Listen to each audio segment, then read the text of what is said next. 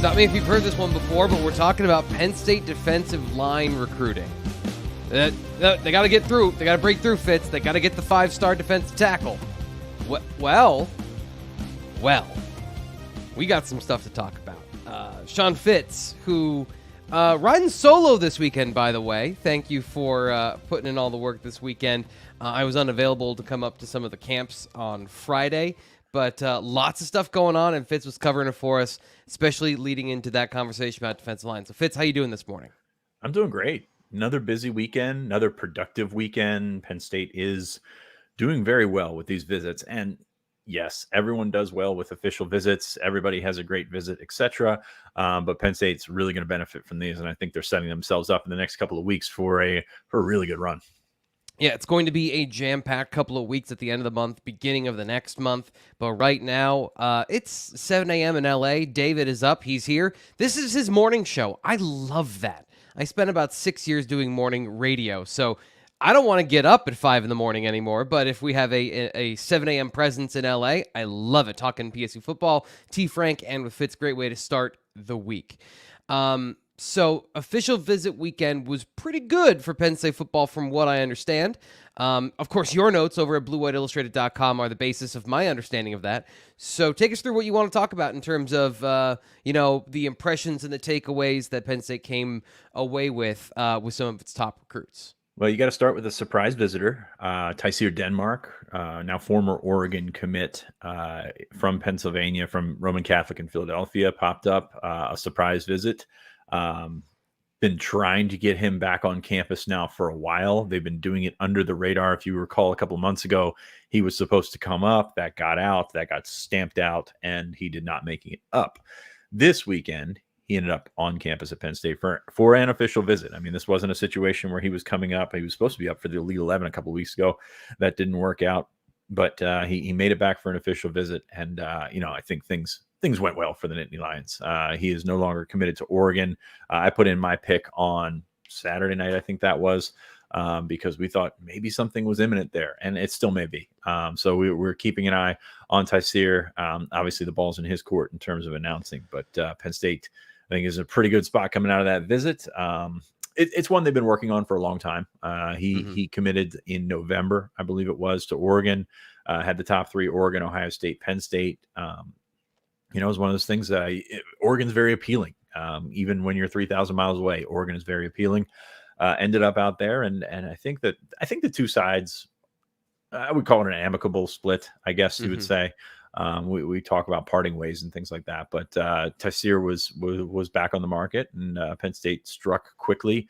This guy they've liked since he was a freshman. Came to camp, came to 7-on-7 camp, was fantastic. A slot guy, a little bit thicker of a slot guy, not your typical. He's going to be very different than Jure Hawkins, who's set to visit this coming weekend, as in terms of how a slot guy is built. Very quick, not the fastest guy in the world, but very quick. And he's been a prospect they've been tracking for a long time. So I've said it all the time. Receiver recruiting and defensive line recruiting is going to dominate the next couple of weeks and months, because those are the spots open, and those are a lot of spots when you talk about how much you're going to account for the rest of the Nittany Lions class. So got to start with Sear Denmark on campus. Pleasant surprise, went from 8 visitors to 9 visitors, and that's a big ninth one to add. Is he a part of that top tier of receivers we've talked about? Because I know that there's you've been pretty clear about where the top 2 or maybe the priorities reside in this class. But with Denmark being a commit elsewhere, it's been kind of hard to read. Would you consider him one of those top recruits, or is this a guy that, as you said, they've just pursued for a long time? He was always a take, and they're going to take him when he's available. Yeah, I think more of the latter. I mean, you look at what he does. I don't think when you take a look at his tape, when you don't have the numbers on him and things like that in terms of speed. So like that's kind of maybe keeping him from like bona fide number 1 status and things like that, but he's certainly high enough on the board to take. I'm curious to see where he would fit if you're listing them 1 to 10 or whatever it may be. But we know Chance Robinson's way up there. We know Nick Marsh is way up there. So I would slot him somewhere right between those 2 guys. But that's pretty much what we've been doing with all those other guys. Alex Taylor's going to come in for a visit. You've got a bunch of names. Jure Hawkins coming in next weekend. Peter Gonzalez was in town last weekend. So all of a sudden we go from, Penn State still has 0 commits in the wide receiver room, but Yeah. there's a lot of those guys, and we're doing the exact same thing at wide receiver as we're doing at defensive tackle right now in terms of like following and figuring out. Like we've gone from, will Penn State ever get a receiver to commit or ever get a defensive tackle to commit? So to who are they going to turn away? Like they're going to find themselves in a situation where they just can't take everybody, all these guys. So that's kind of where we're at right now with both of those positions. It's refreshing sometimes, and you're going to be shocked that I say this. Sometimes it takes a little patience, and that's kind of what we're preaching all spring. Yes, we're doing the we were right thing right now, even before we get to the commitments. So, no, I mean, it's one of those things where it's a long cycle, man. It's a long cycle, and you can't have everything right now. And that's what I stress about, when you're going through the spring and you've got, a stretch where you don't get a commitment for a month, or when you're, just struggling to fill up or seemingly struggling to fill up at positions. I think Penn State's in a great spot at both of those positions right now, and that's going to be where the bulk of the rest of the class comes from. Yeah, I when we were talking about this a couple weeks ago, and I'm putting the names together at receiver, I didn't even consider Sear Denmark at that point because I figured like there are too many names right now, and you throw him on top of all of that. It feels like Penn State is in a really good position to get what they need at that position. So let's move on to the other one that quickly. Peter Gonzalez, no fireworks this weekend in terms of a commitment, but things were positive, I assume, coming out of his visit, right? Just some quick discussion here, and then we'll move on to some of the other guys. Yeah, my pick's Penn State there. I mean, I just it's going to be something, like I said, we've got guys that, sometimes have a date. Like we're going to get to some announcement dates that you have a graphic for, a shiny new graphic for apparently soon. But like some guys just want to do it on their own time, and you got to let them do that. Yep. So positivity, even without the commitments, 2 weekends in a row of that leading up, kind of boiling the kettle a little bit heading into the end of the month. Right. You had Vabu Torre jump on board, and I don't even know if have we done a show since actually we did the show. That video. We did the show last weekend about him committing, and then we had to run it 5 days later because he was committing on Friday night, and then all of a sudden at lunchtime on Friday it came out. So things move fast, man. Things move fast, but they're moving in Penn State's direction. So I think we can lean on that. That's it was a good thing we had that video too, because I was in absolutely no state to record anything on Friday. I had a fever of like 102 at that point. So we're glad you clarified it was an illness. So the well, if anyone watched the Wednesday show and they saw the conversation at the end about my flu game, it got worse. Like it got much worse later in the day. Let's move on to the the defensive line. Benedict Ume and TA Cunningham were both on campus. A couple of Penn State's top defensive targets. That top tier of players they want to bring in into the program. I want to start with TA Cunningham because the clarification here I think is necessary. When he first visited, he was a California recruit, but I see he lives in Florida now. Is that the situation? Can you explain that a little bit if you've got any insight about what's going on there? And then, of course, what's the update here with the defensive tackles? Open up door 3. He is from Georgia. So he's originally from Georgia, moved to California last year in what the California Federation deemed a move strictly for NIL purposes. Had to sit out much of the season last year, ended up getting eligible by the end. And then a couple of them, including 2025 quarterback Beckham Krissa, moved from California to Miami Central High School in Miami. So he is now a Florida man, originally a Georgia man, and he was on campus at Penn State this weekend. So everybody got that? Great. Really, really high in the early rankings. Was a guy that was I think a top 5, top 10 player in the early rankings, which are volatile. Let's be honest with you. You can definitely fall. He would not be the first person to fall out of there. He's now a 4-star prospect by On3. So I think it's different than when he started out. You thought USC was going to be the choice when he was in California. You thought Miami was going to be the choice now that he's in Miami. I think Penn State might be the choice. He had a really good visit to Penn State this weekend, has not visited elsewhere, which is interesting. There's something that we'll research a little bit further in terms of why, but has not taken any official visits elsewhere. But you got to like where Penn State stands coming out of that trip. And they've been on him for a long time. It was a really interesting situation when he transferred from Georgia to California and he was ineligible, the Penn State staff rallied behind him. It was a really good relationship, a lot of trust there for TA Cunningham and the Penn State staff. So they sort of just followed up with him, kept on him. He walked by me the other day. This kid is massive. I can't see the graphic right there to see how big we have him listed, but I have no doubt. 6'6.5". Yeah, I would go with that. Yeah, he's a big boy. He's a big defensive tackle. His little brother, who's a 2027 prospect, who has an offer from Penn State as well, also really, really big kid. So good genes here, good genes in the Cunningham family. So I think Penn State really wowed him on campus. This is, I believe, the third time he's been here, second or third time. I know he was just here in the spring with the group from California that had some really terrific prospects. I mentioned Kritza earlier. A couple other guys came on that trip as well. But Penn State has sort of been with him since the start. And I don't know that you can say that about every other program that's been recruiting him. So, we have Miami on top of the RPM right now, but I would not be shocked to see that change coming through the week.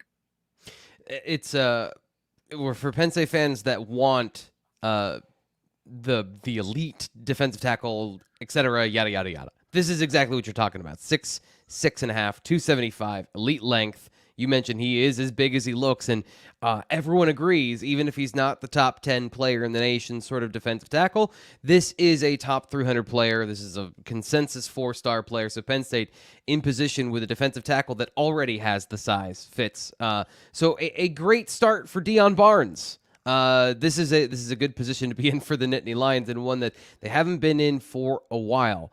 I don't want to lean on that too much because the hay isn't in the barn yet for Barnes, but how important is this? Just this conversation of the staff stayed with him and Dion is in the process of trying to close this to give the Nittany Lions a defensive tackle that they've been trying to get basically since PJ Mustipher.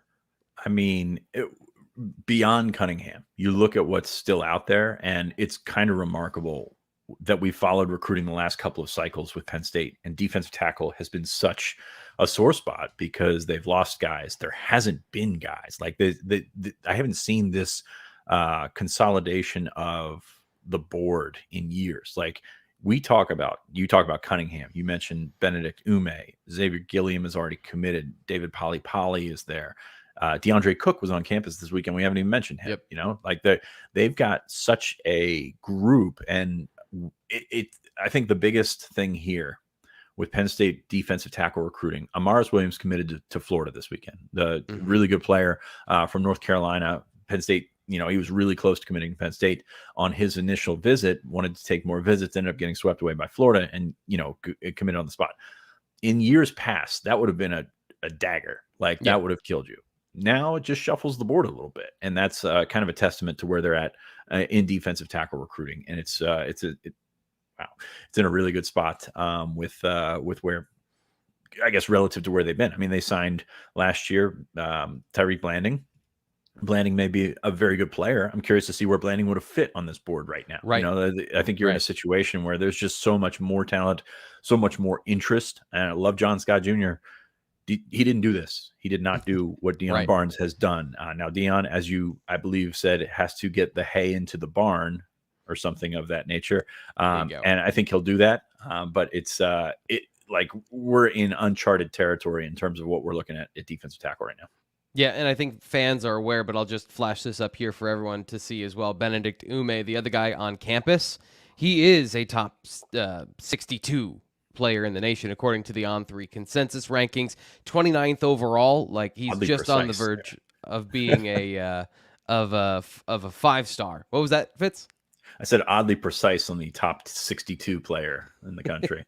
So 62, exactly. We want to be precise here. Top 10 defensive linemen in the nation as well. So these guys both have positive impressions coming away from Penn State. Liam Andrews already has been on campus as a defensive tackle prospect. So just summing things up, you mentioned this, but last year, Xavier Gilliam was the class with, a guy similar in Tyreek Blanding of kind of frame and projection and a lot of you like what you see, but it's still not exactly these guys. Now he's in the class, and he is kind of the baseline of what they have to work with. So really positive stuff. Anything that you want to kind of finish up with on defensive tackles before we move on? Because I know that, this is the time of year where BlueWhiteIllustrated.com, if you want to get the full thoughts of, our RPM picks and all those things for these players, go there, sign up, get the information, and that's where you're going to get all that deep dive stuff. But anything you want to give here on the show? No, I would encourage you to check out our stuff on BlueWhiteIllustrated.com. The notes that went up yesterday, a lot of those questions that you have in the chat are been answered, and there are fewer agriculture references in my notes, and I apologize for that. I'm sorry. Listen, I have put lots of hay in the barn, so it just comes to mind every single time thinking about this stuff. Right now, what comes to mind is My Perfect Franchise, and that's because they are the show sponsor. MyPerfectFranchise.net is where you go to find out more about what the next step of your life can be. If you're ready to leave the corporate rat race for the American dream, and by the way, the American dream is not just to make a lot of money, but able to dictate the terms of your life. Your time, how you want to spend it, and how you want to make money, not just to make money. Those are all unbelievably important, and part of the reason that Andy Ludicky started doing My Perfect Franchise. He's a franchise consultant. During the pandemic, a lot of people were displaced. A lot of people he knew from the message boards that, he's been a message board member for 20 plus years. So people that know him and think like him and have similar backgrounds to him. He saw all these people being displaced, and he knew, as somebody who runs franchises, that he could help them out. So that's why he started MyPerfectFranchise.net, to consult with people and help place them in the right franchise, not just to have one, but to succeed at running a business. So check out his stuff on the Blue White Illustrated message board. You can message him privately. You can use the thread of the show to get in contact with him as well, or he's got his phone number here on the internet. So 404-973-9901. That's where you can go to check out Andy and MyPerfectFranchise.net to get in contact with him, or Andy at MyPerfectFranchise.net. His services are 100% free, here to help if you have any questions about business ownership. So thanks again for sponsoring our recruiting show content. Fitz, I want to get back to some of the other things that happened this weekend. Not all of them good, not all of them a surprise, though. Derek Plasz, sting factor of losing their swing offensive lineman in the class of 2024. You're on mute, bud. Fantastic. I didn't want to trample on your ad read there. It's a hit, no doubt about it. The problem with, you look at his profile, he's a mid 3-star. He's one of the lower ranked guys in the class. He's also an offensive lineman. So we very much don't know what he's going to be in 3 years from now. So Derek Plasz can end up elsewhere being a very good player. At the same time, I think it is replaceable. It's not a situation where you're losing a quarterback or something like that. So I waffle on the impact, but I don't completely write it off, because he's a good player. There's a reason Penn State took him. The reason Penn State was willing to take him with some other guys still on the board. Swing guy, maybe not the longest guy in the world, probably going to end up being a guard, but there's a lot to like when you put on his tape. So I don't want you to look at the ranking and say, okay, well, just whatever. This kid could still end up being a pretty good player somewhere. So I think in that sense, the way that we evaluate offensive linemen, when we truly don't, you truly don't know until you get them on campus, that's what comes into play here with Derek Plasz. So there is some sting there. Replaceable, yes, but I still think he can be a pretty good player.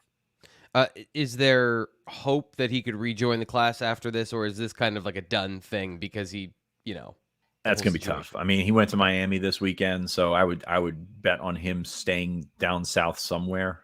It was a situation. He came in, swept up in his first visit to Penn State. Other guys are committing. You want to feel great and things like that. And I think he really liked Penn State. If you checked out his interview with Ryan Snyder, the kid really liked Penn State. Yeah. It's just sometimes that happens and you get swept up in everything and you jump on board, and then all of a sudden you get home and it's like, well, that's a long way from home. I didn't really consider this factor. And then you've got other coaches that are in your ear about, how far away it is from home, and how I think one thing that we don't look at, and, it goes south to north and north to south, is coaches will convince you that they take care of Northern players at Penn State better than they take care of Southern players, just as coaches at Penn State would convince you that they take care of Southern players in the South better than they take care of Northern players in the South. So I think that is something to look at. And, all of a sudden, I wouldn't call it buyer's remorse, but you've got a lot of words in your head. You got a lot of people in your head telling you that this may not be the best option for you. And then suddenly doubt creeps in. And I think he's safe enough to turn it around and do some things. I thought his statement was really well worded. I also thought his statement lended to he's probably not going to come back around to Penn State. We've got a couple questions in the chat I want to get to. Steven asks this one. Great show as usual. Do we have any more intel on the kicking game and how it's coming along? Are there any recruits in that area you would say for 24? In 24, it's interesting timing on that question because there is a specialist camp this weekend. I have not looked into that. Shockingly, with the long snapper offer a couple weeks ago, I kind of put special teams recruiting on the back burner there. I don't know. I think honestly, it's probably more likely to go portal to fill those holes than to find a 2024 guy. We haven't really identified many guys that were on campus as specialists. Kid from Florida, butcher's name, Fotatopoulos. So Will Fotatopoulos was on campus this spring a couple of times. Good player, good kicker, but specialist recruiting so fickle. You usually don't hear about those guys until they're like right in the mix here. So, I'm sorry I don't have an answer for you in terms of the kicking game coming along. They like what they're doing this summer, but I mean, you don't know until you get them into the game. Like that's the problem with it's trial and error until it's like grave error, with the kicking game. Falcons obviously has done it before. I think they feel comfortable with his experience. Sander has the bigger leg, undoubtedly. He's always like, no matter who else is on campus, he's always going to have the bigger leg. But you're not going to have the consistency that you've had before. And I know people were really down on Jake Pinnaker. Jake Pinnaker had a really good stretch last year where he didn't miss. So like, that's kind of if that's the floor that you're looking for, it's going to be tough. So kicking game undoubtedly is one big question mark going into this year. We talk about the potential that they have on offense. We talk about this great defense, but like field position is something that's going to come into play at some point for Penn State this year with a new quarterback. You don't want them backed up against the wall and things like that. So you need more consistency out of those guys. And I think the story here is not so much who's going to grab it, but that nobody has grabbed it outright yet. So I think that's concerning going into the 2023 season. I don't know how you want to address some parts of this question, so I'm just going to directly ask you the last part. Sean, is TA Cunningham underrated due to his unconventional high school career? As far as the first part of that, answer what you want about all the other stuff. I mean, it is heating up. I can say that, but I don't know, to be honest with you. Like, I don't know if Cunningham is it a situation where he was just really highly rated to begin with because he is 6'6", 275, looks incredible, like on the hoof. Moves pretty well too. Here's the other thing is he doesn't have a highlight reel from last year that we even have on his profile. So like some of the information, I don't know seems how to much be he missing. actually played. Like he was suspended for most of that season. So like he doesn't have junior film and things like that. So maybe it's self-correction on the way too high early. But I think the kid's a 4-star prospect. Like you're feeling okay about that. And I think he's 4-star across the board if the industry ranking is yes, fresh in my head. So I don't know. I'm going to leave it to T Frank to look at that film and see what he can figure out, because it's unconventional is the way to put it. Like there's no real junior film to take part of. Even if he got in there in October, November, you're joining late against guys that have been playing all season. So there's things that go into that. Penn State hasn't had on camp or at camp. So I haven't watched him like that. So it's been very unconventional. Whether he's rated properly, underrated, I don't know. I legitimately don't know. Yeah. Literally one highlight I watched this morning, trying to just get any sort of information about him, looking for some video for the show, and explosive was the word that came to mind, but I'm talking about 30 seconds of film. So David just put up my scouting report. If you could throw that last post up on there. So there we go. He moves well and is big as hell. Yeah. That's what I'm going to go with. That's what you're looking It's for. so crazy. I mean, the intricacies that college coaches look for sometimes boils down to that. Like he's Hmm. moves well, he's big, he's big and he can run is what a lot of college coaches will say.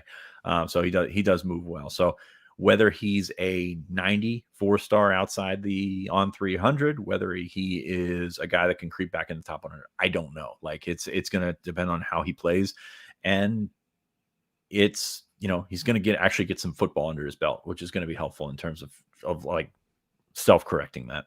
Yeah, and the good news is when you're big and when you're big as hell and you move well, you tend to be good at football. So that's going to be something that's really fun to watch because big dudes that move well, they're just fun to watch. So let's dive into the class by the numbers, do a little bit of a reset here, talking about what Penn State has done so far. You can see quarterback, running back, tight end, all have commitments. Offensive line, I broke them out here just kind of generally. Offensive tackle, interior offensive line, all those positions seem set. Defense, middle linebacker, cornerback, safety, those seem set as well. But the biggest holes we talked about: defensive tackle, defensive end, wide receiver, no commitment so far, and then outside linebacker. That's the next one I want to dip into here quickly, because that is something that I think is a little bit of a surprise turn, where Penn State was doing so well with linebackers early in the class, and now no outside linebackers. Chris Cole visited Georgia. Elijah Newby commits to USC. How would you characterize the situation at outside linebacker right now in terms of where you feel like they sit heading into July? It's quiet. I don't think there's any doubt about it. Like, you look at what the board was, and it was those two guys essentially. There's some other guys that they're intrigued by, but I don't know that that's going to come to fruition anytime soon. You go by the visits. Cole had an official visit. Elijah Newby did have one scheduled. That's kind of like the surprise of June sometimes here. And Newby committing to USC was not something anybody saw coming. Like, it was something he went out there and was really impressed by that and decided to jump on board. That's part of June. We've had a couple of those, which is about typical, for like, oh, it's a surprise and everything's going the wrong way, whatever. You have that in recruiting. It's sort of like you got to throw it in that pile that, like, you have to expect sort of the unexpected sometimes. Elijah Newby was one of those guys. Amaris Williams committing to Florida, maybe a little bit different, but like in the same boat in terms of, like, all of a sudden snap decision, he's off the board. So I don't think there's too many of those, but they're going to be. It's like you build in to what your expectations are for this, for any recruiting cycle, really. And Elijah Newby would just happen to be that guy. It just happened to be a position where you probably don't have as many targets as you would hope for. So I don't really see much happening with linebacker, at least in this visit window right now, which actually closes at the end of the week. Well, they have official visits this weekend, and then they have another week in July where they can have all unofficial visits, and then that's it until the start of the season. So right now, I would not expect anything much to happen in terms of outside linebackers. Given what they did last year, is that a problem? Is that one you're okay, like you would be okay with if you're Penn State, that even if you didn't, or you pick up a guy that you think has potential late, but isn't one of your top targets, is that something that you can accept in this class and then use those numbers elsewhere? Yeah, it probably depends on how things shake out with, like, Dakari Nelson. You got Kevion Keys on campus recently, Tony Rojas there. So you've got kind of numbers there. I think the only issue that you look at is, like, you took two guys that are probably middle linebackers at the next level in Anthony Specca and Kari Jackson. So I don't think they took any spots away from anybody, like anybody that you would consider a legitimate, realistic target as an outside linebacker. But at the same time, you got two guys that are kind of profile the same way. So that would be where the questions come in terms of Penn State linebacker recruiting. You thought maybe after Abdul Carter came in, lit the world on fire, you feel good about Tony Rojas, etc. Who's going to continue that pipeline? And you thought maybe Elijah Newby was that guy, and now he found something else that he deemed that he liked better. So everything doesn't play out always the way that you think it is, but you got to twist and turn with the punches, and it's kind of where Penn State's at with outside linebacker right now. So yeah, I would say surprising, just based on the way that they've been able to produce the last couple of years. It just hasn't come out to fruition. But at this time last year, Kevion Keys, I think, was committed or was about to commit to North Carolina. So You never know how these things will play out. Chris Cole visited Georgia. I thought Georgia was the leader going into it. I think he's got an Alabama visit coming up. So that's a pretty darn high weight class to be in for a guy that's in Southern Virginia. That Salem defense has a couple pretty good linebackers then. Talents overall with Peyton Lewis and Chris Cole getting recruited by Virginia Tech, Penn State, Georgia, Alabama. That's a pretty talented high school football team. Last thing we'll get to here before we move on to the next segment is just the general setup for what's coming up next, because 17 commitments in the class, still standing at that number after Vahboo Toure commits, Derek Plasz decommits. Here are the commitment dates that we have right now, or at least the ones that I could get on screen before the show today. Ethan Callaway, June 30th. David Poly, July 1st. Jalen Harvey, July 4th. Nick Marsh, July 7th. And, of course, Jamonte Waller, August 26th. How important, which ones of these are you highlighting in terms of, like, the class turns here or maybe the other way around? Get myself off of mute again. I think that Penn State's going to be very busy after this window shuts. So like Poly's in there. There's a couple other guys that we've talked about on the board, potential, announcements coming soon here. So like, I think you have to, I know everybody in the comments loves Jamonte Waller. That's going to have to go into a separate pile right now because he is not planning on announcing until late August. And that's fine. Like that's kind of how that works sometimes. So I kind of cast him off to the side. He went to Florida this weekend, had a great visit to Florida. It's going to be one that the Penn State wants to, try and regain their footing there. So you got a lot of options, or a couple of options for Jamonte Waller. But going back to the graphic, Poly, I think you can look at this and see which positions are the big ones for Penn State. You got Denmark, who I think can pop at any time. You've got Anthony Gonzalez, who was on campus. Peter Gonzalez, excuse me. I've done that like 6 times. Peter Gonzalez, who was on campus this weekend. You've got a couple of receivers that are coming in. So Josiah Brown was on campus this weekend. So, a lot of that's going to lean heavily to wide receiver. And then you turn around and look at defensive tackle. David Poly, DeAndre Cook could be a guy. So, you've got a bunch of options there. And I think that's where you kind of fill up. And then that's kind of how Penn State has recruited. Like they've gotten to the end of these visits. I mean, 2 cycles ago, it started, I think, on July 4th. It started a lot earlier this year with getting guys in and sort of getting them commit on the heels of the visit. Whereas before it was kind of take your visit. Now this was a little bit different with the setup with visits after COVID and things like that, but take your visit and then reshuffle your cards. And starting on July 1st, that's when you would start rolling. Now it's kind of like keep going as soon as you can. So I think that Penn State's going to be very busy after this round of visits. And you kind of see a smattering of dates there around July 4th, which July 4th announcements are just the worst. I wish there was like a way that we could make that a violation or something like that, because nobody likes July 4th announcement. It's really funny. You've got different guys with different viewpoints. So like Vahboo Toure was supposed to announce last Friday night, 7 p.m. That's great. Like that's a primetime spot in your head, Friday at 7. There's no internet reach whatsoever. Like, and these guys are trying to brand themselves. Like that's pretty much the worst time that you could do it, because everybody's shut off and, gone home and done all of their stuff by then. Holidays are kind of the same way. Like you don't have the reach that you think you're going to have when it sounds good in your head. So it's not Friday actual live sports. So it's not like playing basketball on Christmas. Correct. Where people are not working so they can watch. The internet is very different. You want to have people when they're in their routine. Friday at 5 is Friday at beer time for most people that follow sports. So like 7 o'clock, especially when you're trying to program this stuff on the internet too. Just this is a friendly PSA from Fitz and I about like when you want to, if you're watching and when you want to have your commit date. These are not the times to get your impact, as he's saying. There's all kinds of analytics, heat maps. It's not purely selfish. Like, a lot of it is purely selfish on this part. But like you are doing, if you're trying to brand yourself and get yourself out there, and I said this years ago before NIL was the thing, but if you're trying to brand yourself and get yourself out there, understand the reach. Like, understand that it's probably better. Like, you did it on Monday morning, you would probably get twice the reach of Friday. You did it live here on the show, Yeah, that too. I mean, we'll work on that. So The number one Penn State football sports show, number one recruiting show, and got the biggest reach. Why not? Yeah, there we go. I could see that. I could get behind that. So thank you to everyone, while T. Frank says that, for subscribing and following and like this video, by the way. I don't think you've gotten to that yet. I haven't gotten to that yet.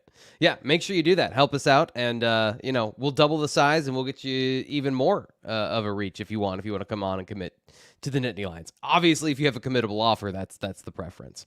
Let's move on to the other thing that happened this weekend. Friday, 7-on-7. There was 7-on-7 camp at Penn State. You were in person for that. So how did you feel that went, and who stood out to you? But it went well. It was a little bit different because this year we got up there in the afternoon. It's a shame I didn't have Nate Bauer on with us, because he was with me by my side the entire time. Definitely, Nate came to camp. He was looking at. He had a camera. Yeah. So. Well, thanks. I appreciate him filling in for me. Yes. He will have all the evaluations, as he always does. No, I mean, it's really. It was good because the big man challenge was winding down, and then all of a sudden lightning came through and everything was moved inside, which is great to watch, but it ran a little bit long. And by the end of the day, these guys were dragging. Good Counsel won at the last minute. It was a really, really fun, finale. Good Counsel and Gonzaga. Olu was there. Landon Tengwall were there to hand out the trophies to their respective teams. But it was a fun ending to a long day. Frankie Weaver from Good Counsel threw a touchdown pass. A lot of talent in that game, as there always is. Good Counsel is one of those teams where they cannot have their studs, as they didn't this weekend. Aaron Childs was out. He committed to Florida this weekend, by the way, which was a big surprise for Michigan.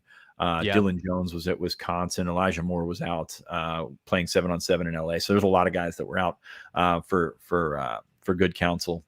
But still, really, really good program there. Good Counsel was there. Gonzaga was there. Central Catholic from Pittsburgh, I thought looked really good.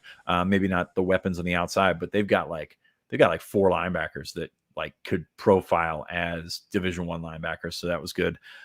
We saw KJ Winston's cousin, Kanoa Winston, played really well. He's not as big as KJ, but he moves really well. I think he's got a 10.6 to his name in the 100 meters. So he was out there. It's just a good collection of talent. It's odd because it used to be you could bring your studs to these things, and it was not only a team building event, but also you would have some of the top prospects on hand. I think just even 5 years ago, since they brought those summer official visits in, it's kind of not a thing for those guys anymore. So like Zahir Mathis from Imatep was not there. Jabri Wallace Coleman from Imatep was not there. There was a really good list of guys who we had on our initial list of team players that were not there. So that's kind of what you were dealing with, but it was good. Kenny Wosley was there. Specca was there. Both look pretty solid in terms of what you're looking for out of a 7-on-7. Like Specca, I'm sorry, man, but like Mike linebackers, you're not going to find much in a 7-on-7. He's improving his drops, which is one thing that we looked at through his tape and said that he could stand to improve. But that's kind of where we're at with following those guys. I will say I like some of the underrated guys, like the under the radar guys. Sometimes Good Counsel, Gonzaga had a really good tight end, Connell Brannon, who's got like Navy and Harvard, and it's got all these things, but like that dude can play. Like he's going to be a guy that eventually lands on the radar of some Power 5 teams. So that was fun to watch. No, it was good time all around. Lyric Samuel was back from New York. Pennsylvania had some good players there. I mean, it's trying to figure out how to wrap up here. Oh, Monarch from Florida came up. Samari Reed, really good wide receiver in the 2025 class. Jabari Brady, really good wide receiver in the 2026 class, was up as well. They got knocked out by Central Catholic. I just don't think they were, as good from a like top to bottom. They weren't as organized. Central Catholic threw a zone at them, and they just the guy struggled. Quarterback threw a really nice ball. He's going to UMass, threw a really nice ball, but they struggled with that zone. And Central Catholic ended up getting that one. And then I believe Central Catholic fell to Gonzaga in the quarterfinals, semifinals. There was a lot going on in a small area, so I'm not sure where those goes. But a good collection of talent, not as sparkling as we used to be able to see during that team camp. But there's also another one on Friday, so looking forward to that one as well. we'll cover that one just the same way. I'll be up and out of my quarantine by that point, so I'll be back on campus and trying to provide you some social media and video content. But what we got coming up to end the show, I think trip down memory lane. How about that? About the future of Penn State, there's a lot of excitement. This is a really, really important day to a bunch of young men and their families.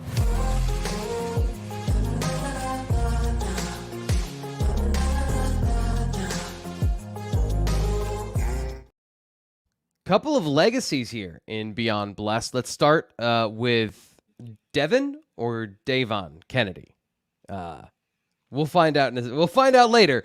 But the son of Devin, Jimmy Kennedy. So we'll see what happens. So what do we know about young Mr. Kennedy here?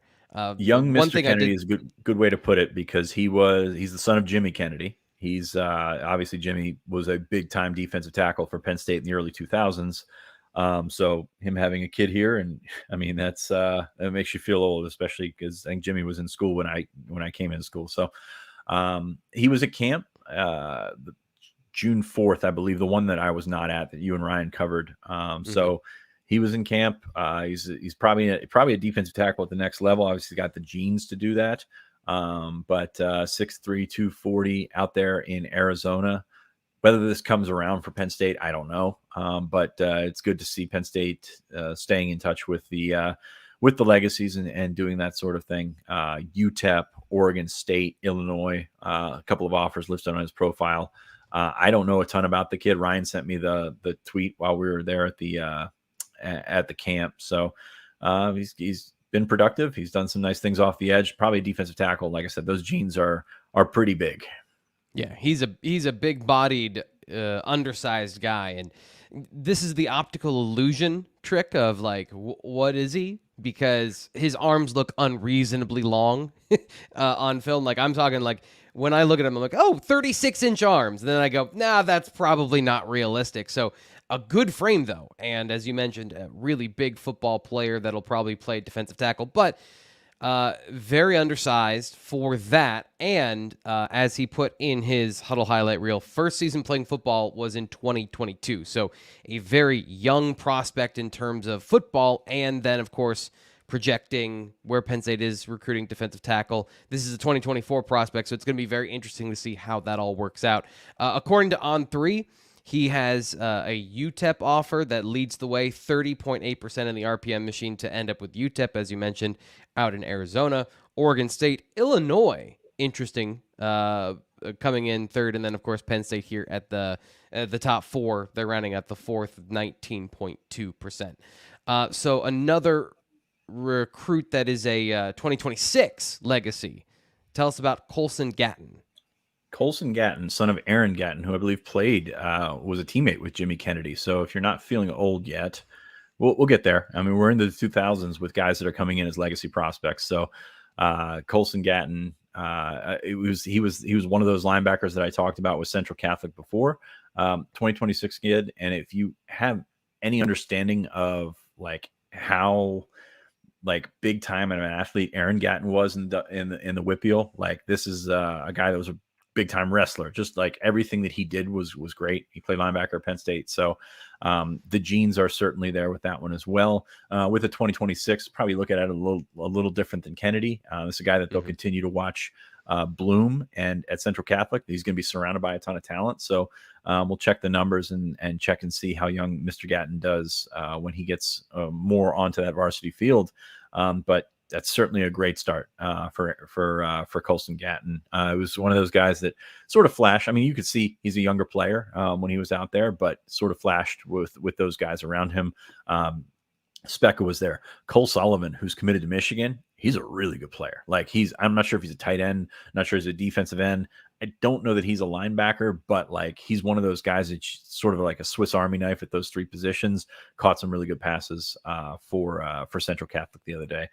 So the standard is high, and if you're getting on the field as a freshman, getting on the field as a sophomore at Central Catholic, you're probably a pretty good player. Yeah, there's been a couple of Pittsburgh linebackers Penn State's offered pretty early in the process so far. So interesting. You know, I know that recruiting year to year changes based on a bunch of different factors, but getting a bunch of Pittsburgh linebackers into the Penn State offer sheet role probably makes Penn State fans feel pretty damn good about 2026. That's all I got, Fitz. Anything you want to end the show with?